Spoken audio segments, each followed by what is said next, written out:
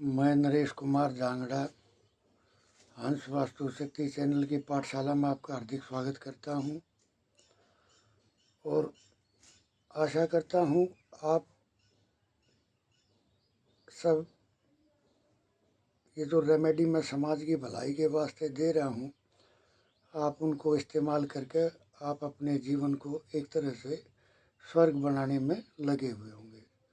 और आशा करता हूं खुशी भी आपके चेहरे पे है, क्योंकि कई बार फ़ोन आ जाते हैं कि सर आपका फला उपाय किया तो मेरे को ये बेनिफिट हुआ। तो बहुत अच्छा है, इसीलिए मैं समाज के लिए ये चीज़ें दे रहा हूँ कि एक आम आदमी और एक ख़ास आदमी दोनों इनको इस्तेमाल करें और अपने जीवन को स्वर्ग बनाए।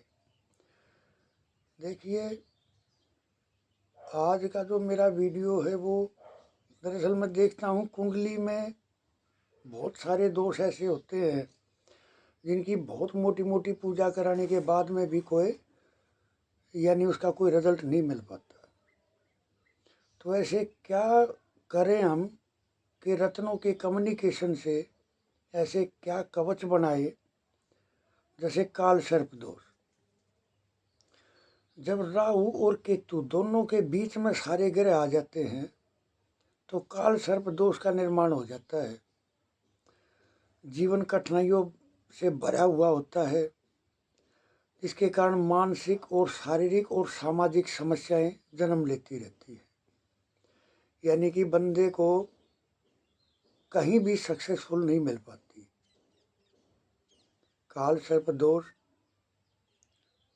मोटा मोटी 12 प्रकार के होते हैं, लेकिन मैं ये कहूँगा कि इतनी बड़ी बड़ी पूजा ना करा के अगर आपने हमारे से ये कवच लिया तो मैं दावे के साथ कह दूंगा कि जैसे ही आपके गले में ये लॉकेट आएगा आपका दोष छूमंतर हो जाएगा।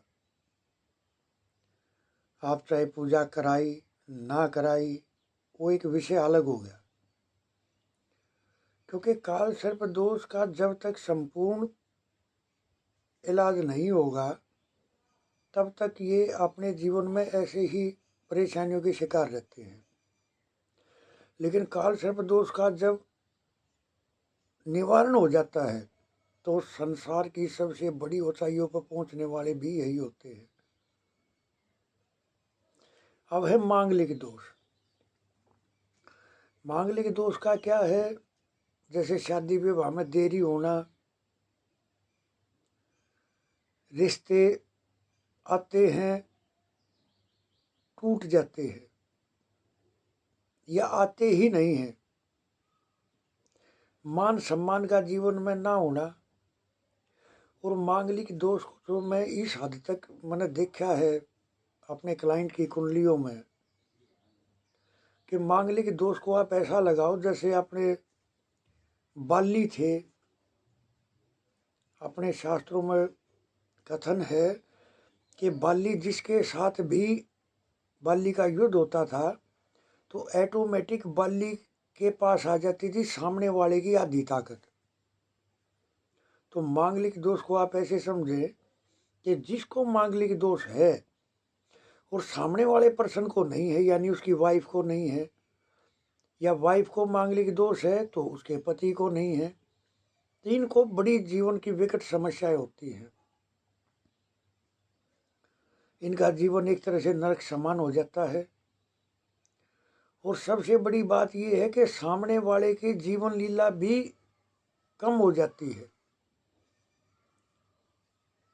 यानी उसके जीवन पे उसका वो मंगल बहुत भारी पड़ जाता है। और आप नोट करना, अगर सामने वाला मांगलिक नहीं है तो आप देखोगे सामने वाला उसका जीवन साथी बीच सफर में ही उसको छोड़ के चला जाएगा। तो मांगलिक दोष के तो इतने खतरनाक रिजल्ट होते हैं। फिर है सूर्य ग्रहण दोष। जब सूर्य और राहु की युति हो जाती है तो उसको सूर्य ग्रहण दोष बोलते हैं। सूर्य ग्रहण दोष के कारण पिता सुख में कमी या पिता को लेके कोई दिक्कत, पिता के साथ विचारों का ना मिलना, मान सम्मान का ना मिलना,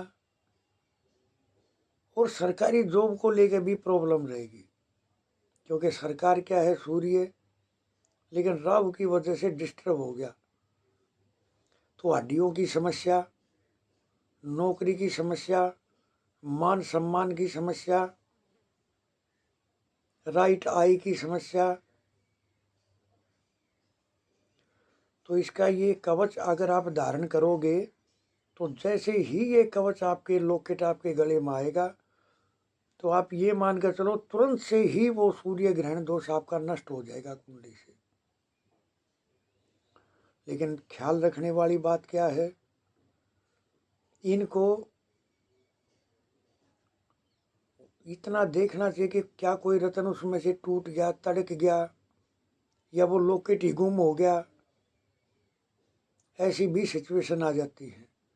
तो इस बात का थोड़ा सा ख्याल रखें। और कोई भी रत्न, टूटा हुआ रत्न तो कभी नहीं पहनना। अगर उसमें दरार आ गई, खंडित हो गया, ऐसा रत्न कभी नहीं पहनना चाहिए। और दूसरे की बॉडी का रत्न भी कभी नहीं पहनना चाहिए, क्योंकि दूसरे की बॉडी की एनर्जी जो है वो उस पहनने वाले पर्सन को डिस्टर्ब कर देगी। अब एक लॉकेट हम बनाते हैं चंद्र ग्रहण दोष कवच। जब चंद्र ग्रहण दोष होता है कुंडली में तो रात को नींद डिस्टर्ब हो जाना, माँ को परेशानी, हेल्थ में दिक्कत, मन में दिक्कत, मन डिस्टर्ब रहेगा, माँ को लेकर समस्या ही रहेगी। माता की हेल्थ को लेकर, माता के यानी किसी न किसी रूप से उसकी माँ जो हो वो इनबैलेंस रहेगी। चंद्र राहु दोनों के मिलने से ही ये योग का निर्माण होता है। इसको बोलते हैं चंद्र ग्रहण दोष। अगर ये होगा तो देखोगे वो अपने फैसले ठीक नहीं ले पाएगा, क्योंकि उसका मन जो है वो ठिकाने पर नहीं है। तो चंद्र ग्रहण दोष का जैसे ही उसका लॉकेट उसके गले में आएगा, अब देखना ये वो चंद्र ग्रहण वो बना किस भाव में है, अपनी कुंडली के किस भाव में हो।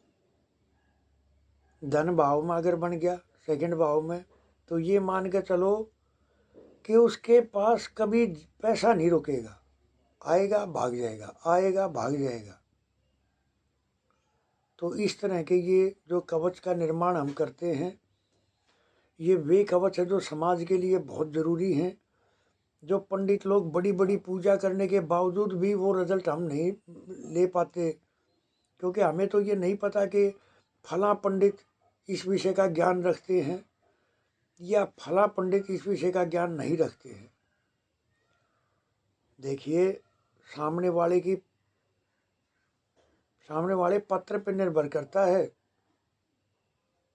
उसका विश्वास, उसका ज्ञान। अगर इस तरह से करके चलेंगे तो बहुत अच्छा रहेगा।